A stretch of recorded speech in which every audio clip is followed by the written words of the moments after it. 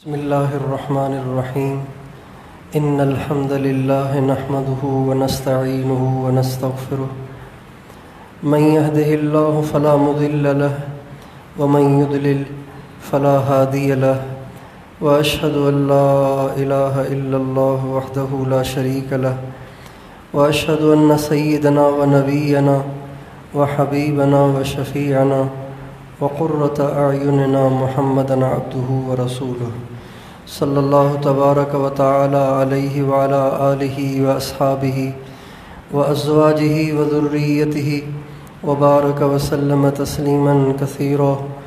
أما بعد فأعوذ بالله من الشيطان الرجيم. بسم الله الرحمن الرحيم. وذكر فإن الذكرى تنفع المؤمنين. سبحان ربك رب العزة عما يصفون وسلام على المرسلين والحمد لله رب العالمين. اللهم صل على سيدنا محمد وعلى آل سيدنا محمد وبارك وسلم. میرے محترم دوستو اور بھائیو، رمضان المبارک کا مہینہ ابھی گزرا ہے. امید ہے کہ ہم نے روزے رکھ کر، تراویح پڑھ کر اور سحری اور افطاری کی دعائیں کر کے اللہ کو منایا ہوگا، اللہ کو راضی کیا ہوگا. اور کمی کوتاہی انسان کے اندر رہ جاتی ہے. اللہ تعالیٰ معاف کرنے والے ہیں. جنہوں نے روزے رکھے، تراویح پڑھی، اپنے آپ کو حرام سے بچایا، عید کے دن ان سب کی بخشش کا اعلان ہو گیا. ہمارے نبی کا ارشاد ہے، جب مسلمان عیدگاہ میں آتے ہیں، عیدگاہ میں جمع ہوتے ہیں، تو اللہ تعالیٰ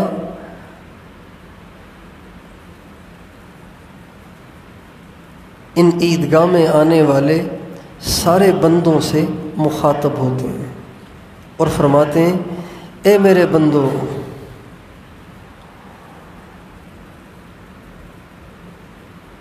تم نے مجھے راضی کیا، میں تم سے راضی ہو گیا، اور اب تک جتنی تم سے کوتاہیاں ہوئیں ان سب کو میں نے معاف کر دیا. پھر اس کے بعد فرماتے ہیں، میری عزت کی قسم، میرے جلال کی قسم، میرے بلند مرتبے کی قسم، آج کے اس اجتماع میں مجھ سے جو دعا کرو گے قبول کروں گا، جو مانگو گے عطا کروں گا. دنیا مانگو گے تو بھی دوں گا، لیکن اگر دنیا تمہاری مصلحت کے خلاف ہوئی تو پھر نہیں دوں گا. البتہ آخرت کا جتنا سوال کرو گے وہ سب کا سب عطا کر دوں گا. تو امید یہی ہے کہ جتنا مجمع سامنے ہے یہ سب بخشایا ہے. ان سب کی بخشش کا عید کے دن اعلان ہوا ہے.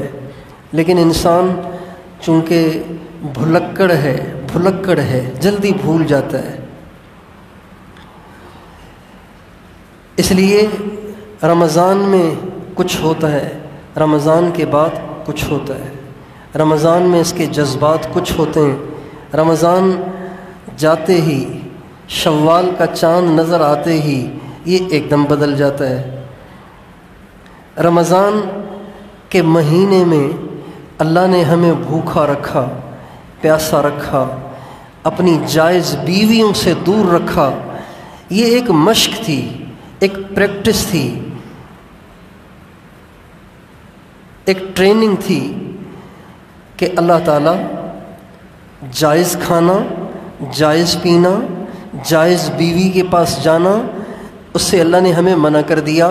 کیوں؟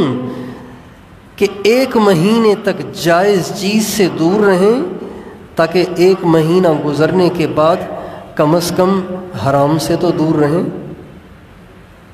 جائز چھڑوایا گیا تاکہ حرام چھوڑنے کی استعداد پیدا ہو، حرام چھوڑنے کی مشق ہو جائے. اب میں اور آپ اپنے گریبانوں میں جھانکیں کہ رمضان کے 30 روزے اللہ نے مجھے اور آپ کو رکھوائے، اور جائز چیزوں کو بھی अल्लाह ने ममनू करार दे दिया। गर्मी का मौसम था, रोज़े रखना आसान काम नहीं था। अल्लाह ने हमें रोज़े रखवाए, खाना छुड़वाया, पीना छुड़वाया, बीवी से दूर रखा, गुनाहों से दूर रखा। आया जिस मकसद के लिए रमज़ान के महीने को भेजा गया और रमज़ान के रोज़े हमें रखवाए गए, वो मकसद हमें हासिल भी हुआ कि नहीं हुआ? रमज़ान के रोज़े अल्लाह ताला ने इसलिए फ़र्ज़ किए थे, लअल्लकुम तत्तक़ून। मेरे बंदो, मैं ये चाहता हूँ कि एक महीने तुम जायज़ खाना, जायज़ पीना, बीवी के पास जाना, ये मेरी वजह से छोड़ दो, ताकि तुम रमज़ान जब चला जाए तो भी तुम तक़वा वाली ज़िंदगी और पाक दामनी वाली ज़िंदगी गुजार सको। तो अगर रमज़ान का महीना गुज़रने के बाद किसी ने हराम नहीं छोड़ा, हराम खाना नहीं छोड़ा, हराम पीना नहीं छोड़ा, ज़िना नहीं छोड़ी, बदनज़री नहीं छोड़ी, औरों की औरतों को तकना न छोड़ा और औरतों ने मर्दों को तकना न छोड़ा, गीबत न छोड़ी और गाने सुनना न छोड़ा और दूसरी हराम कारियाँ नहीं छोड़ी, तो बेशक इन्होंने रोज़े भी रखे, तरावी भी पढ़ी, इनके पिछले गुनाह माफ़ भी हो गए, लेकिन रमज़ान के रोज़े फ़र्ज़ किए जाने का जो मकसद था वो हासिल नहीं हुआ।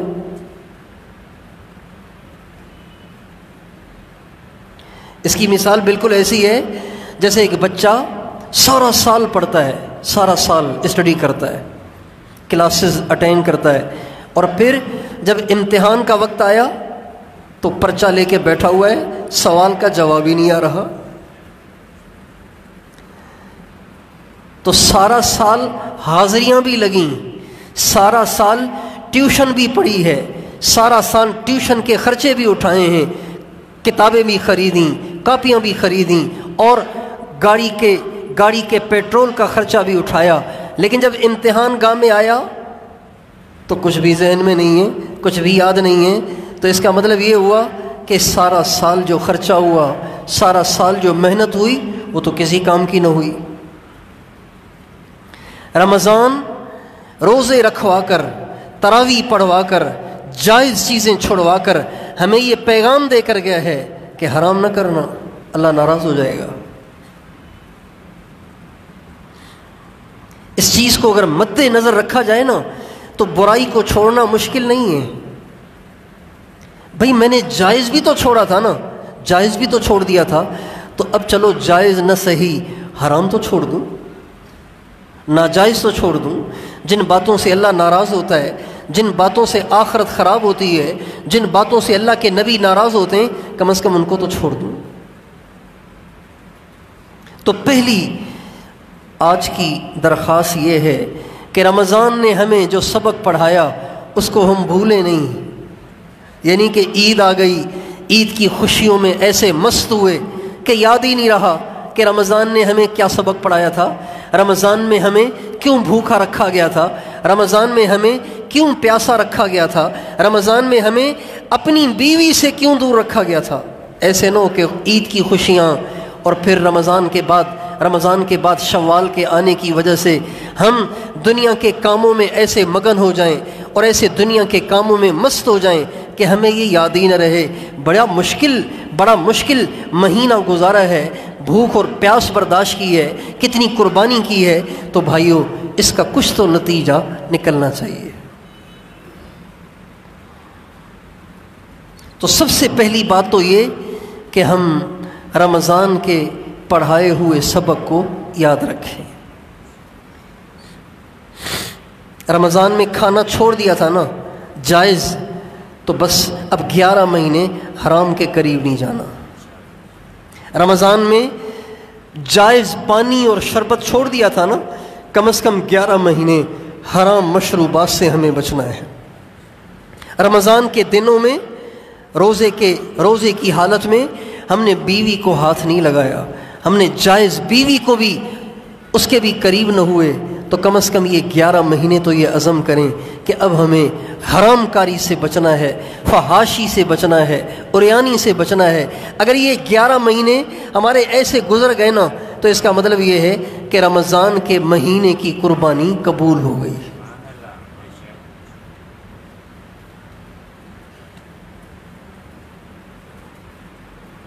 ایک شخص نے حضرت حسن بصری رحمۃ اللہ علیہ سے پوچھا کہ حضرت یہ جو لوگ حج کرتے ہیں بڑا مشکل عمل ہے حج کرنا.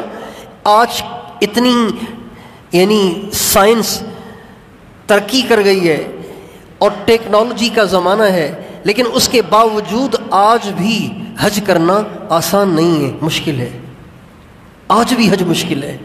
تو اس زمانے میں جب گدھوں کا زمانہ، گھوڑوں کا زمانہ، نہ پنکھے، نہ ایئر کنڈیشن، نہ فرش بنے ہوتے تھے، نہ یہ ماربل لگے ہوتے تھے، بڑا مشکل ہوتا تھا اس زمانے میں حج کرنا.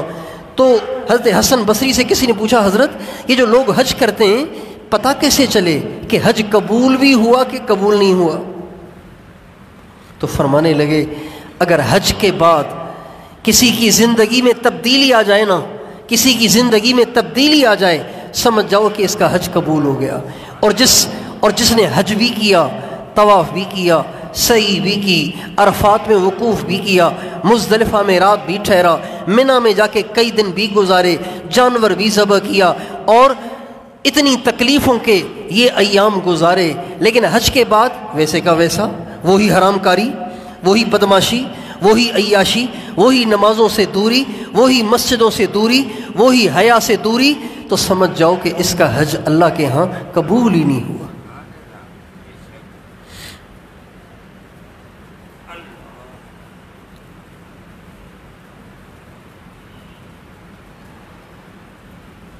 تو سارا مہینہ محنت کی ہے، اس کا رزلٹ آنا چاہیے، اس کا نتیجہ نکلنا چاہیے.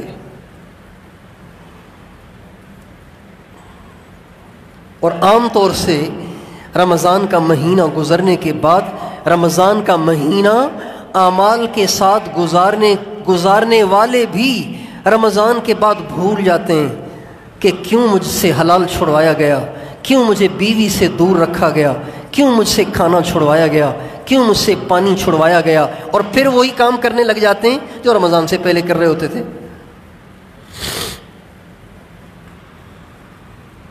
اس لیے یہ ایک یاد دہانی ہے کہ رمضان نے ہمیں کیا سبق پڑھایا تھا. لعلکم تتقون، متقی بنانا ہے تمہیں، اس لیے پیاس برداشت کروا رہا ہوں، بھوک برداشت کروا رہا ہوں، بیوی سے تمہیں دور رکھے ہوئے ہوں، اس لیے تاکہ تم متقی بن جاؤ. تو میں اور آپ یہ نیت کریں کہ رمضان کے بعد اب 11 مہینے اللہ کو متقی بن کے دکھائیں گے کہ اللہ جس کام کے لیے تو نے روزے رکھوائے تھے نا میں وہ کر رہا ہوں. کتنا دکھ ہوتا ہے اس ماں باپ کو جو سارا سال بچے کو پڑھائیں پھر امتحان میں فیل ہو جائے. دکھ ہوتا ہے کہ نہیں ہوتا بھائی؟ دکھ ہوتا ہے کہ نہیں ہوتا؟ اینٹری ٹیسٹ کے لیے بچہ تیاریاں کرتا ہے، لڑکا تیاریاں کرتا ہے اینٹری ٹیسٹ کے لیے، یونیورسٹی میں داخلے کے لیے تیاری کرتا ہے، تیاری کر رہا ہے. کسی پڑھے لکھے آدمی کو پیسے بھی دے دیے، اس سے تیاری بھی کروا لی، اور جب تیاری کر کے جب اینٹری ٹیسٹ دینے گیا تو فیل ہو گیا. تو ماں باپ کو کتنا دکھ ہوتا ہے، اتنا خرچہ بھی ہوا، سال بھی گزر گیا، اور بچہ زیرو کا زیرو. تو اللہ نے ہمیں بھوک برداشت کروائی، پیاس برداشت کروائی، بیوی سے دور رکھا، اور اگر 1 مہینہ اتنی بڑی قربانیاں اللہ نے ہم سے کروائیں، اور 1 مہینہ گزرنے کے بعد اللہ ہمیں انہی حرام کاریوں میں مبتلا دیکھے گا تو اللہ کو بھی تو دکھ ہوگا نا کہ جس مقصد کے لیے اتنا کچھ کیا حاصل تو کچھ نہیں ہوا. کتے کی دم ٹیڑھی کی ٹیڑھی.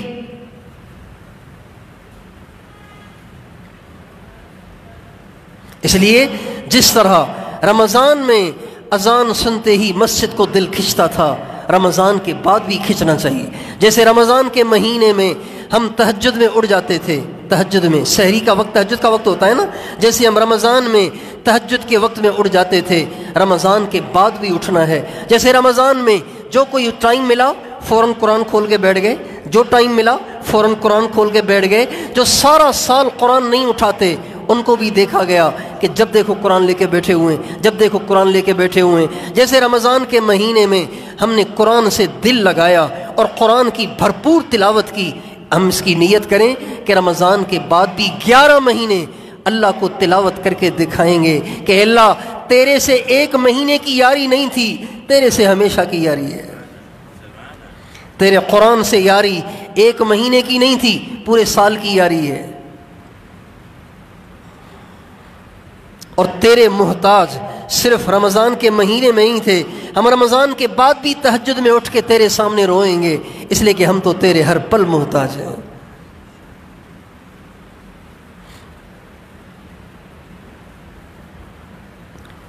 رمضان سے 2-3 دن پہلے لاڑکانہ جانا ہوا، وہاں عورتوں میں بیان ہوا، مستورات میں۔ تو میں نے ان سے کہا کہ آپ مستورات ہیں، اللہ تعالیٰ نے آپ کو ہمت دی ہے، آپ کوشش کریں روزانہ قرآن پاک کا 1 ختم پابندی سے کریں، روزانہ 1 ختم، 30 پارے روزانہ، 30 پارے روزانہ۔ انسان اگر ہمت کرے تو سب ہو سکتا ہے۔ تو میں نے کہا آپ روزانہ 1 ختم کریں، پھر اپنے مردوں کے ذریعے سے مجھے خبر بھی کریں کہ آپ نے روزانہ ختم کیا کہ نہیں کیا۔ تو ہم اعتکاف میں تھے، تو وہاں مجھے ایک مرد نے آ کے بتایا کہ ہمارے گھر والوں نے اللہ کا شکر ہے 15 روزے مسلسل روزانہ 1 ختم کیا، 15 روزوں تک۔ پھر اس کے بعد عورتوں کے ایام شروع ہو گئے، تو وہ جو تسلسل چل رہا تھا وہ ٹوٹ گیا۔ 15 روزے تک روزانہ 1 ختم، روزانہ 1 ختم، روزانہ قرآن پاک کا 1 ختم۔ جیسے رمضان میں قرآن سے عشق کیا تھا، رمضان کے بعد بھی کرنا ہے۔ جیسے رمضان میں تسبیحات میں ہوتی تھی، رمضان کے بعد بھی ہونی چاہیے۔ جیسے رمضان میں ہم جھگڑے سے بچتے تھے، رمضان کے بعد بھی بچیں گے۔ جیسے رمضان میں ہم غیبت سے بچے، رمضان کے بعد بھی بچیں گے۔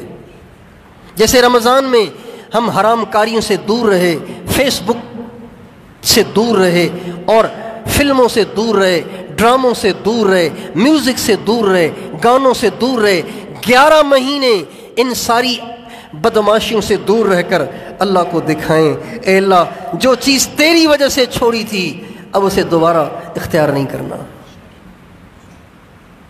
تیری وجہ سے چھوڑ دی تھی نا، بس اب اختیار نہیں کرنا اس کو۔ ہمارے نبی جب مکہ فتح ہوا 10,000 کا لشکر جرار لے کر آپ مکے میں داخل ہوئے اور مکہ فتح ہو گیا۔ پہلے مکے میں کفار کا تسلط تھا، جب ہمارے نبی 10,000 کا لشکر لے کر آئے تو اکثر تو مسلمان ہو گئے، کچھ گنے چنے وہ بھاگ گئے، مکہ ہمارے نبی کے قبضے میں آ گیا۔ اب مکے میں جب آپ موجود تھے، صحابہ آپ کے ساتھ تھے، تو مکے میں پھرتے بھی تھے، جاتے بھی تھے آگے پیچھے۔ تو حضرت عبداللہ ابن عمر رضی اللہ تعالی عنہما مکہ معظمہ کے قیام کے دوران اپنے گھر کے پاس سے گزر رہے تھے، وہ گھر جس کو اللہ کی وجہ سے چھوڑا تھا اس کے پاس سے گزرے۔ جب گزرنے لگے تو ایک دم اپنا چہرہ دوسری طرف پھیر لیا۔ کسی نے کہا عبداللہ اپنے گھر کو دیکھ نہیں رہے، اپنے چہرے کو پھیر لیا، کہ جس کو اللہ کے لیے چھوڑا اسے دوبارہ کیوں دیکھوں۔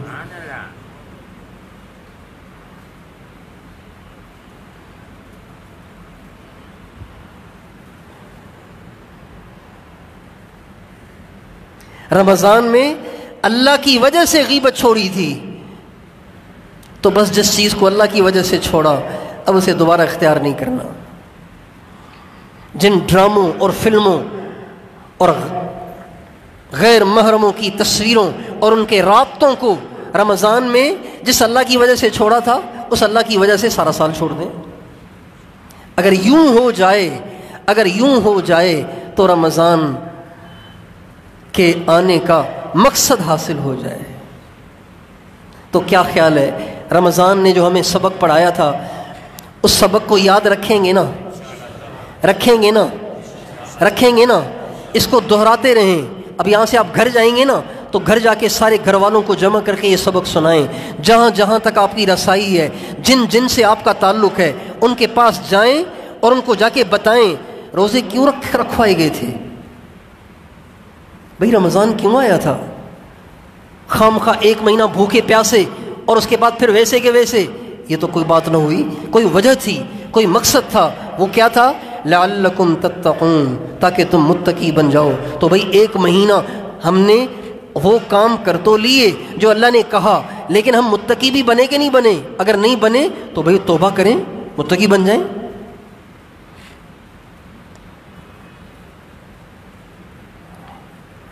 عام طور پہ اس کی بات چلائیں۔ رمضان کے بعد رمضان کا سبق عام طور سے بھول بھلائیاں ہو جاتا ہے۔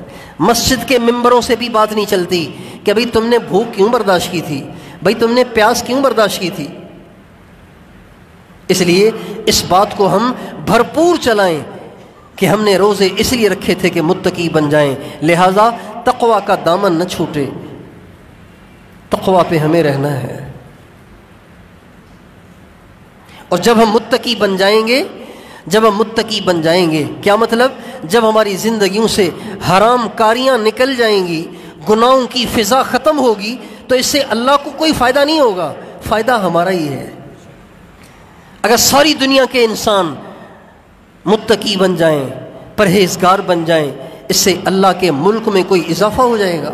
اللہ تعالیٰ فرماتے ہیں لَوْ أَنَّ أَوَّلَكُمْ وَآخِرَكُمْ وَجِنَّكُمْ وَإِنسَكُمْ وَرَطْبَكُمْ وَيَابِسَكُمْ كَانُوا عَلَىٰ أَتْقَىٰ قَلْبِ رَجُلٍ وَاحِدٍ مِّنكُمْ مَا زَادَ فِي مُلْكِي شَيْئًا۔ اگر تمہارے پہلے آخری انسان، جنات، یہ سب کے سب ایک نمبر کے متقی بن جائیں، ابو بکر صدیق جیسے بن جائیں، اتقى قلب رجل واحد منکم، دنیا کے سب سے بڑے متقی بن جائیں، تو میرے ملک میں کوئی اضافہ نہیں ہوگا۔ وَلَوْ أَنَّ أَوَّلَكُمْ وَآخِرَكُمْ وَجِنَّكُمْ وَإِنسَكُمْ كَانُوا عَلَىٰ أَفْجَرِ قَلْبِ رَجُلٍ وَاحِدٍ مِّنكُمْ مَا نَقَصَ مِمَّا عِندِي شَيْئًا۔ اگر ساری دنیا کے سارے انسان، اول بھی آخر بھی، انسان بھی اور جنات بھی، یہ سب کے سب ایک نمبر کے بدماش، فاسق، فاجر، نافرمان اور غلیظ قسم کی حرکتیں کرنے والے بن جائیں، اللہ کہتے ہیں میرے ملک میں کوئی کمی نہیں آئے گی، میری صحت پہ کوئی فرق نہیں پڑے گا۔ متقی بننے کا فائدہ ہمیں ہے۔ کیا فائدہ ہے؟ اللہ تعالیٰ فرماتے ہیں ان اللہ مع الذین اتقوا، جب تم متقی بن جاؤ گے، ہر آن ہر گھڑی میری مدد تمہارے ساتھ ہوگی۔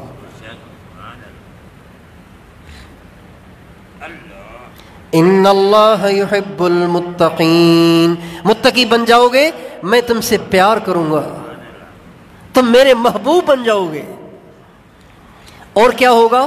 وَمَن يَتَّقِ اللَّهَ يَجْعَل لَّهُ مَخْرَجًا وَيَرْزُقْهُ مِنْ حَيْثُ لَا يَحْتَسِبُ، جب تم متقی بن جاؤ گے تمہاری تنگیاں ختم کر دوں گا، پریشانیاں ختم کر دوں گا، مسائل کو حل کر دوں گا، اور ایسی جگہ سے روزی دوں گا کہ تم سوچ بھی نہیں سکتے۔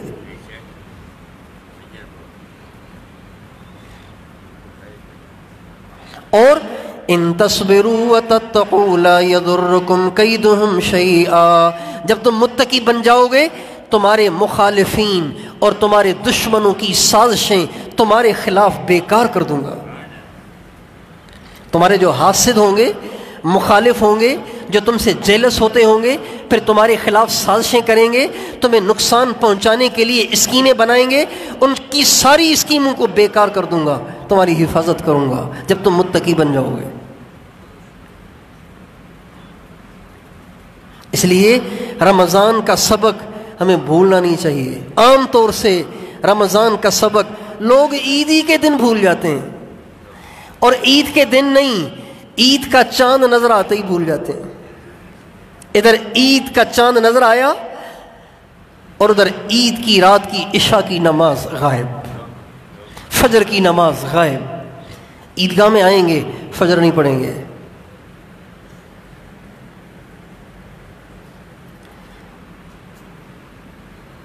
کیا اللہ سوچتے ہوں گے یہ کیسے بندے ہیں، ایک مہینہ میں نے ان کے نفس کو کس کے رکھا اور چاند نظر آتے ہی ایک دم بدل گئے۔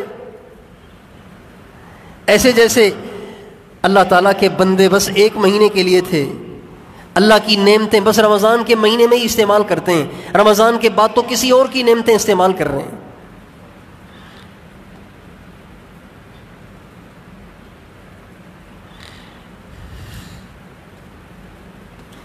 میرے پاس ایک میسیج آیا واٹس ایپ پہ، ایک بڑا اس پہ لکھا ہوا تھا اعلان گمشدگی، اعلان گمشدگی، کوئی گم ہو گیا ہے اس کا اعلان۔ نیچے ایک مسجد کی تصویر، اس میں 3 آدمی کھڑے ہوئے ہیں اور ساتھ لکھا ہوا ہے کہ ایک ضروری اعلان ہے، وہ یہ ہے کہ عید کا چاند نظر آتے ہی مغرب کے بعد سے اس محلے کے بہت سے لوگ غائب ہیں، گم ہیں، اگر کسی کو ہاتھ آ جائیں تو ان کو فلاں مسجد میں پہنچا دے۔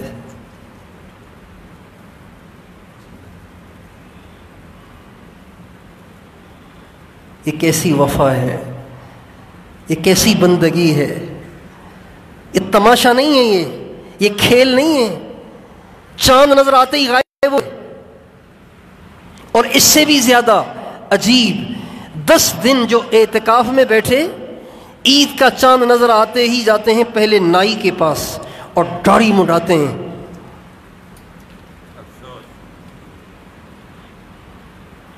اور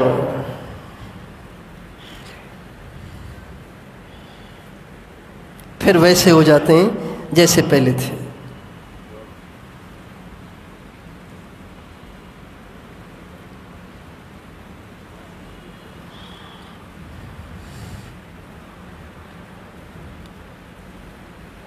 اس لیے ہم اور آپ نیت کریں کہ اللہ کو خوش کرنا ہے۔ یا اللہ، آپ نے جس مقصد کے لیے روزے رکھوائے تھے نا، ہم حاضر ہیں، ویسے ہی کریں گے۔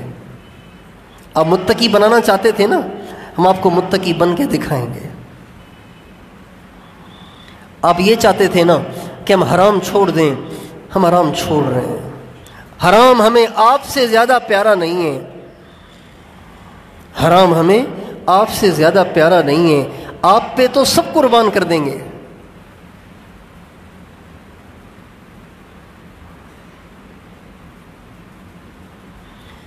دکانیں آپ سے زیادہ پیاری نہیں ہیں، اذان سنیں گے تو دکان چھوڑ کے مسجد میں آئیں گے۔ ہمیں آپ سے زیادہ پیارے نہیں ہیں، ہم جب دکان سے آئیں گے تو کچھ دیر قرآن کو کھول کے ضرور بیٹھیں گے، کچھ قرآن کی تلاوت ضرور کریں گے، تیرا ذکر ضرور کریں گے، تیرے نبی پہ درود ضرور پڑھیں گے۔ تو کیا خیال ہے، رمضان میں جو کام شروع کیے تھے ان کو سارا سال نبھائیں گے انشاءاللہ؟ سارا سال قرآن کی تلاوت کو جاری رکھیں گے انشاءاللہ؟ بے شک اتنی نہ صحیح لیکن کچھ تو ہو۔ آپ رمضان میں روزانہ 5 پارے پڑھتے تھے، 4 پارے پڑھتے تھے، 15 پارے پڑھتے تھے، سارا قرآن ختم کرتے تھے۔ اب 5 پارے نہ صحیح، 15 پارے نہ صحیح، 4 پارے نہ صحیح، ایک تو پڑھ لیں، ایک نہیں تو آدھا تو پڑھ لیں۔ لیکن زندگی کا کوئی دن اب قرآن کی تلاوت سے خالی نہیں ہونا چاہیے۔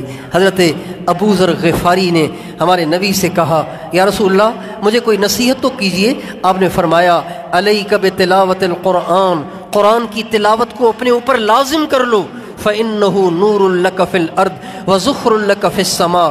جب تم قرآن کی تلاوت پابندی سے کرو گے، اللہ تمہیں نور عطا فرمائے گا، نور عطا فرمائے گا، اور آخرت میں ڈھیروں نیکیاں عطا فرمائے گا۔ ذخر لک فی السماء۔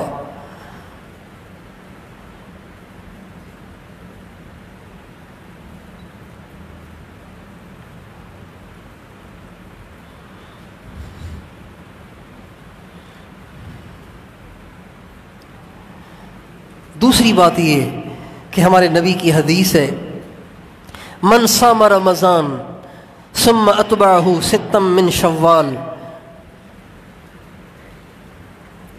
جس نے رمضان کے 30 روزے رکھے، 29 ہوئے یا 30 ہوئے، جتنے بھی رکھے، جس نے رمضان کا مہینہ روزے رکھے اور پھر شوال کے مہینے میں 6 روزے اور رکھے، کان کصیام الدہر، ایسے ہوگا گویا کہ اس نے سارا سال ہی روزے رکھے۔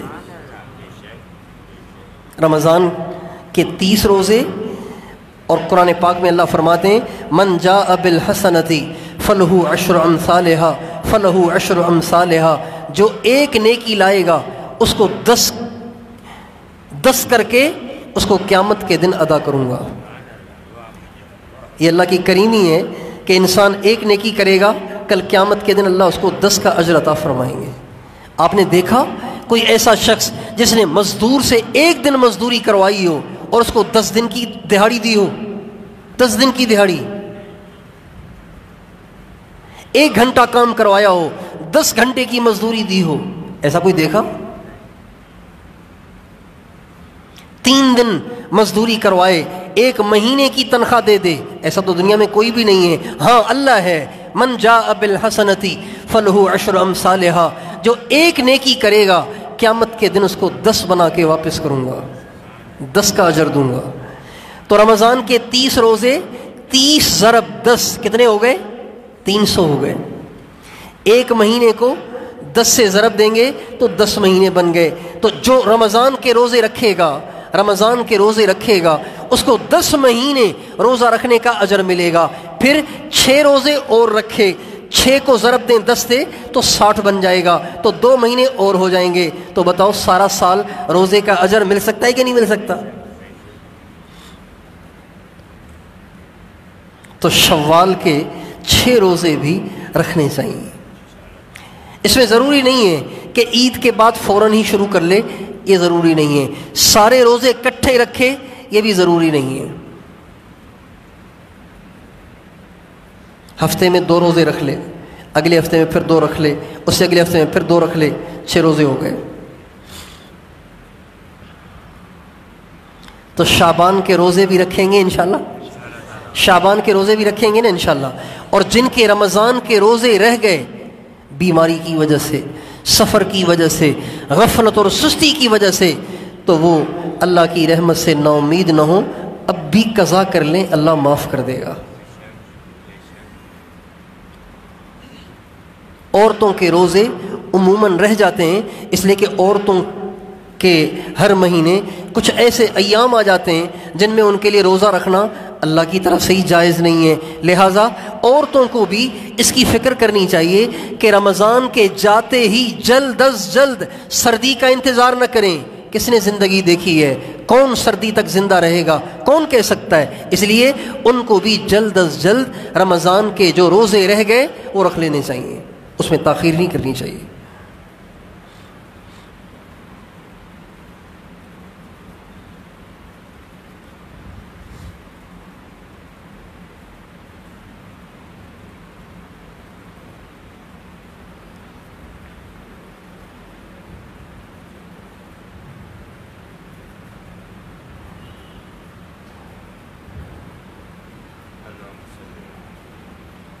اور یہ جو رمضان کے مہینے میں صبح جلدی اٹھنے کا ایک نظام اللہ نے ہمیں دیا تھا، کاش کہ اس کو ہم ہمیشہ کے لیے اختیار کر لیں۔ صبح جلدی اٹھنا، رات کو جلدی سو جائیں، صبح کو جلدی اٹھ جائیں۔ صبح کو جلدی اٹھنا۔ شیخ سعدی کہتے ہیں کہ تو مسلمان ہو کر، انسان ہو کر مرغے سے زیادہ سست تو نہ بن، کہ مرغ تو سحر میں کھڑے ہو کے اذان کی آواز بلند کرے اور تو پڑا سو رہا ہو، تو سے تو مرغا اچھا ہوا۔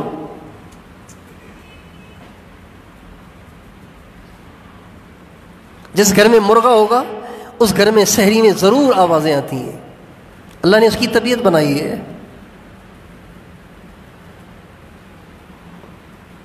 تو کم از کم مرغے سے تو ہم گرے پڑے نہ بنے۔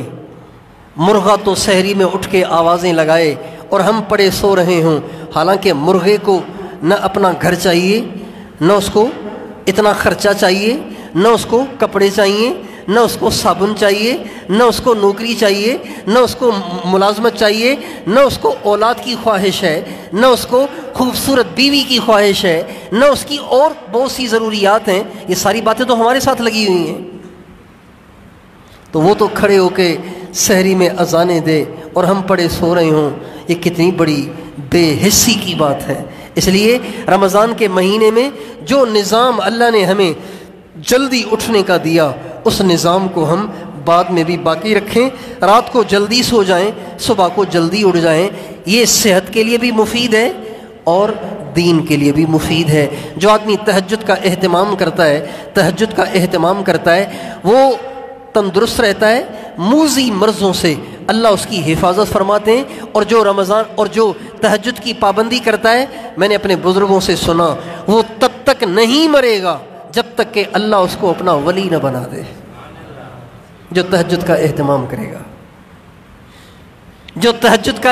کرے گا اللہ کا ولی بنے بغیر نہیں مرے گا. تہجد کا اہتمام کریں. ہمارے نبی سے کسی نے پوچھا ای الدعاء اسمع، یا رسول اللہ سب سے زیادہ دعائیں کس وقت قبول ہوتی ہیں؟ آپ نے فرمایا فرض نمازوں کے بعد اور تہجد کے وقت میں. جن لوگوں کو جو مسائل درپیش ہیں وہ لمبے لمبے وظیفے پڑھنے کی بجائے رات کو 3 بجے اٹھ کر 2 آنسو بہا دیں، ہزاروں وظیفوں سے عمل ہے. یہ ہزاروں وظیفوں سے زیادہ طاقتور عمل ہے. رات کے اندھیرے، رات کے آخری پہر کے 2 آنسو، یہ بڑے طاقتور ہیں.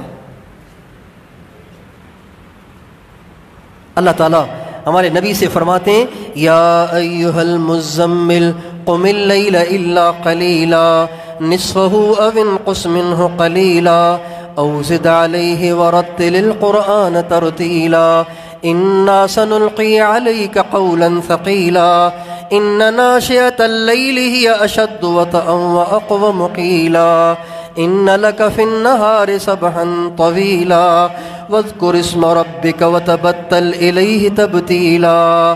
اے کملی اوڑھنے والے، ساری رات سویا نہ کرو، ساری رات نماز پڑھا کرو، زیادہ وقت نماز پڑھو، تھوڑی دیر سو جایا کرو. اور اگر اتنا مجاہدہ کرنا مشکل لگے تو آدھی رات جاگ لیا کرو، آدھی رات سو جایا کرو. یہ بھی مشکل لگے تو 2/3 سو جایا کرو، 1/3 جاگ لیا کرو. اور کیا کرو؟ ٹھہر کے مزے لے کے اس میں قرآن پڑھو، اللہ کا ذکر کرو. کتنا کرو؟ وَاذْكُرِ اسْمَ رَبِّكَ، اپنے رب کے نام کا ذکر کرو. کتنا؟ وَتَبَتَّلْ إِلَيْهِ تَبْتِيلًا، یہاں تک کہ دل سے اللہ کا غیر نکل کر دل اللہ کی محبت سے لبریز ہو جائے. اتنا ذکر کرو اللہ کا. جس کو جو مسئلہ ہے گارنٹی کے ساتھ، ضمانت کے ساتھ عرض کر رہا ہوں، آپ رات کو 3 بجے اٹھیں، 2 بجے اٹھیں، 2:30 بجے اٹھیں اور اللہ کے سامنے گڑ گڑا کے ایسے روئیں جیسے بچے ماں کے سامنے نہیں روتے، اپنی ضد منواتے ہیں، ایسے اللہ کے سامنے روئیں. حضرت شیخ الحدیث مولانا محمد زکریا صاحب رحمۃ اللہ علیہ فرماتے ہیں میں نے اپنے بزرگوں میں سے 2 بزرگوں کو دیکھا، ایک مولانا الیاس صاحب جو مجدد تبلیغ ہیں اور ایک حضرت شیخ الاسلام مولانا حسین احمد مدنی. فرماتے ہیں میں نے 2 بزرگوں کو تہجد کے وقت روزانہ اہتمام کے ساتھ ایسے بل بلا کے روتے دیکھا ہے جیسے باپ غصے میں آیا ہوا ہے اور لاٹھی اس کے ہاتھ میں ہے اور وہ بچے کی زوردار پٹائی کر رہا ہے اور بچہ چیخ رہا ہے، چلا رہا ہے اور چمٹ رہا ہے اور کہہ رہا ہے بس کرو ابو، بس کرو ابو. ایسے میں نے ان دونوں کو اللہ کے خوف سے رات کی تنہائی میں اللہ کی محبت میں روتے دیکھا ہے.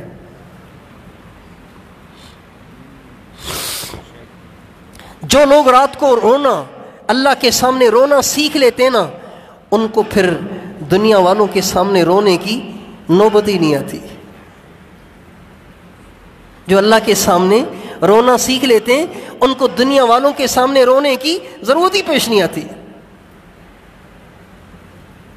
جو اللہ کے سامنے جھکنے کے عادی ہوتے ہیں اللہ ان کو اوروں کے سامنے جھکنے ہی نہیں دیتے.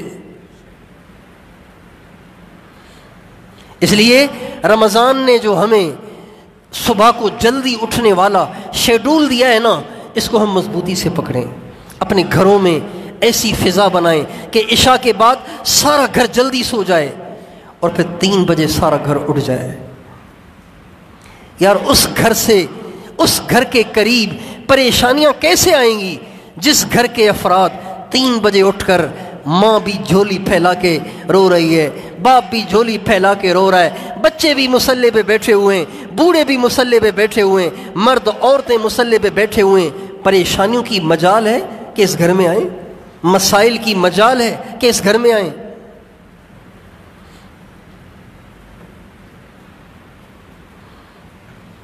دنیا چاہیے تو بھی رات کو اٹھنے کی ترتیب بنائیں، دین چاہیے نا تو بھی رات کو اٹھنے کی ترتیب بنائیں۔ عطار ہو، رومی ہو، رازی ہو، غزالی ہو، کچھ ہاتھ نہیں آتا بے آہ سحر گاہی۔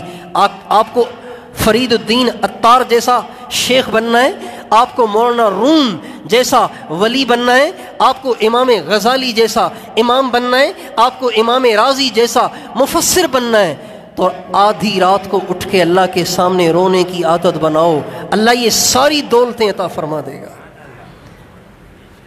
یہ علامہ اقبال کا شعر ہے، عطار ہو، رومی ہو، رازی ہو، غزالی ہو، کچھ ہاتھ نہیں آتا بے آہ سحر گاہی۔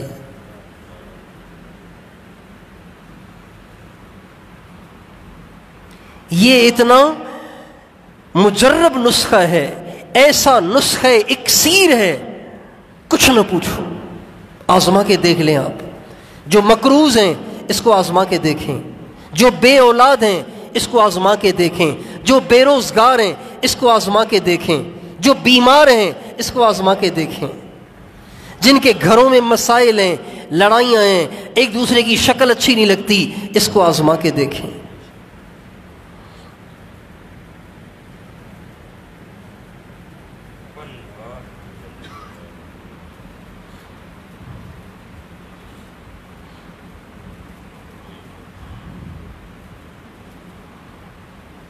ہمارے نبی کا ارشاد ہے، جب رات کا آخری تہائی حصہ باقی بچتا ہے، رات کا آخری تہائی حصہ، رات کی ابتدا ہوتی ہے مغرب سے لے کے جب سحری کا وقت ختم ہوتا ہے، جیسے آج کل ہمارے ہاں 4:20 پہ سحری کا ٹائم ختم ہو جائے گا، آج کل 21 پہ تھا، آج 20 پہ ہے، تو 4 اور مغرب کا وقت اندازاً 7 بجے، 7 بجے سے لے کے 4:20 تک جتنا ٹائم بنتا ہے اس کے 3 حصے کر لیں۔ جو آخری حصہ بنتا ہے یہ تہجد کا وہ وقت ہے، یہ تہجد کا وہ وقت ہے جب اللہ عرشوں سے پہلے آسمان پہ آتے ہیں، اس آسمان پہ آتے ہیں، اس آسمان پہ آتے ہیں۔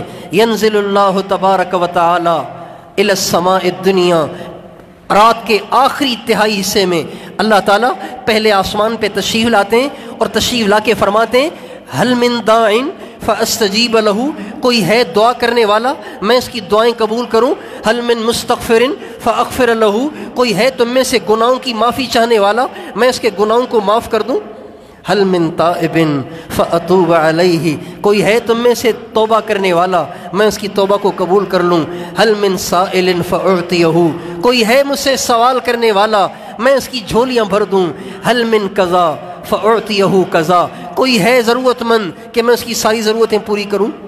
اللہ پاک آوازیں لگاتے ہیں۔ کتنے خوش قسمت ہیں وہ بندے جو گہری نیند میں سے اٹھ کر آنکھوں کو مل کر اللہ کی صدا کا جواب دیتے ہیں، اے اللہ آپ پکار رہے تھے نا، کوئی دعا کرنے والا، کوئی سوال کرنے والا، کوئی توبہ کرنے والا، کوئی شفا مانگنے والا، کوئی گناہوں کی معافی چاہنے والا، اللہ میں ہوں، آ رہا ہوں، میں ہوں، یہ کہہ کے وضو کر کے مصلی پہ کھڑا ہو جائے۔ بتائیے جب اللہ نے خود بلایا ہے تو اللہ دے گا کہ نہیں دے گا؟ بھائی اللہ دے گا کہ نہیں دے گا؟ بھائی جو خود بلائے گا اس کو تو دینا ہی دینا ہے نا۔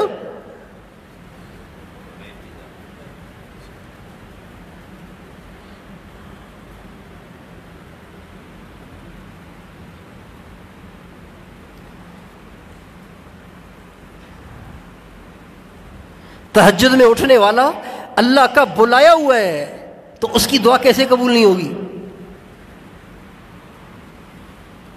تو اپنے گھروں میں یہ والا سسٹم، یہ والا شیڈول، یہ والا نظام الاوقات میں اور آپ شروع کر لیں۔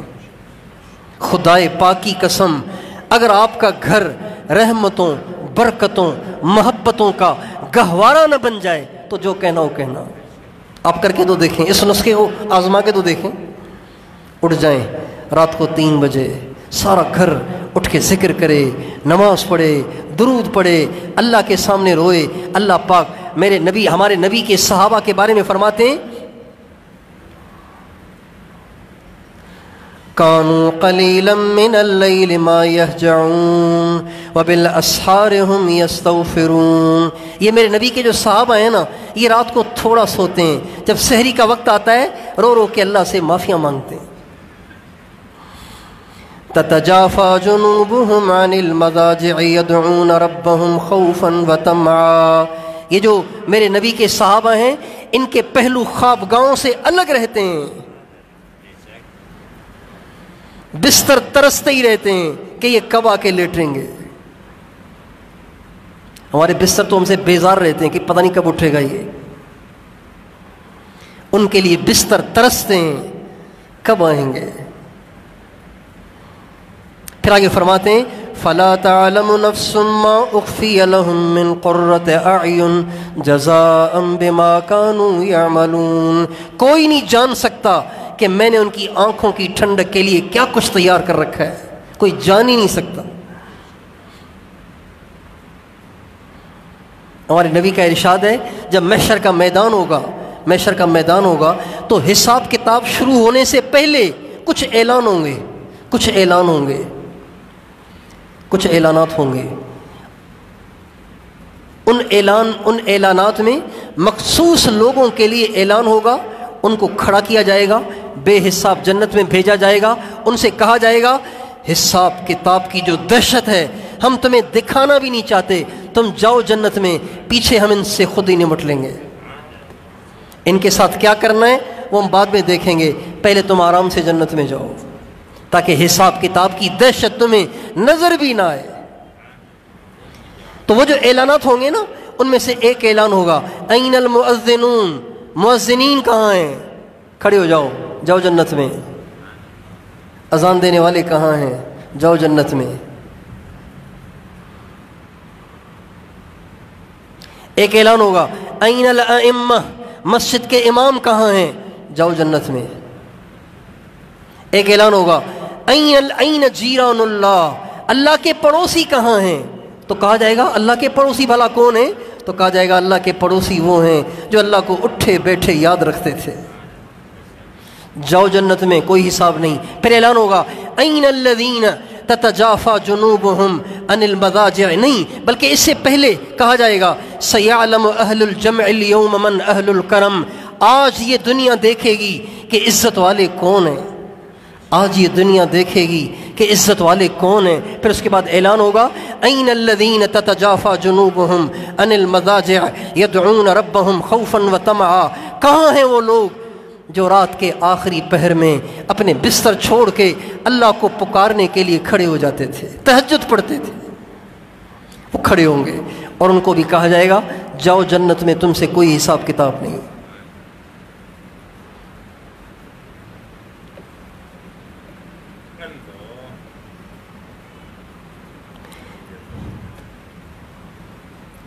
अगर हम अपने अकाबिर की जिंदगियों को देखें, हमारे अकाबिर की रातें ऐसे नहीं गुजरती थीं जैसी आज के मुसलमान की गुजर रही हैं। बड़ा दुख होता है, 2-2 बजे तक घरों से गानों की आवाजें आ रही होती हैं, 2-2 बजे तक गानों की आवाजें आ रही होती हैं, 2-2 बजे तक जाग रहे होते हैं, बच्चे उछल कूद रहे होते हैं। मैं हमारे एक साथी के घर एक दफ़ा गया, हम कहीं गश्तों में गए हुए थे, तो गश्तों से वापसी में देर हो गई, तो उसने कहा अब तो देर हो गई है, आप चलें मेरे घर खाना खाएं, फिर आप बेशक जाएं। मैं चला गया उनके साथ। उस वक्त रात के 10 बज रहे थे, रात के 10 बज रहे थे। मैं उनके घर गया तो वो होटल की रोटी ले आया, होटल की रोटी, होटल का सालन। मैंने कहा भाई आप होटल की रोटी होटल का सालन क्यों लाएं, ये तो मैं वैसे भी खा सकता था, आपके घर आया तो आप घर की रोटी खिलाओ, बाजार की रोटी खिला रहे हो। कहा हमारे घर में अभी खाना तैयार नहीं हुआ। मैंने कहा क्यों? कहा हमारे यहाँ तो 12 बजे के बाद खाना खाते हैं। ये दीनदारों का हाल है। 12 बजे के बाद खाना खाएंगे। हमारे नबी की सुन्नत मगरिब के फौरन बाद खाना खाने की है, मगरिब से पहले या मगरिब के फौरन बाद, इससे ज़्यादा ताख़ीर सुन्नत नहीं है। कभी कोई मजबूरी में खाने की नौबत आई हो तो आई हो, वरना आम तौर से हमारे नबी के ज़माने का मामूल असर के बाद या मगरिब के बाद खाने का है।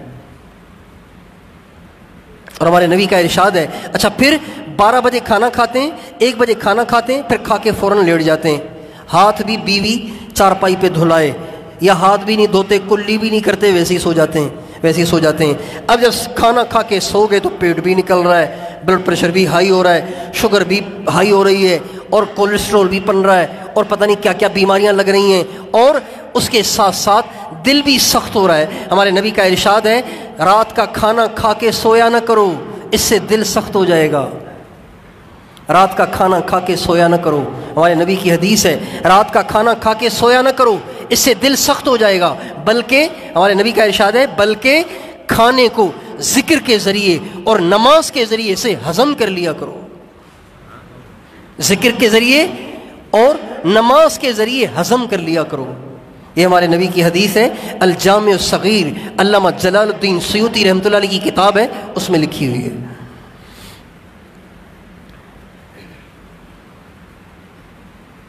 तो खाना खा के सोना अल्लाह के नबी की तरफ से ममनू है।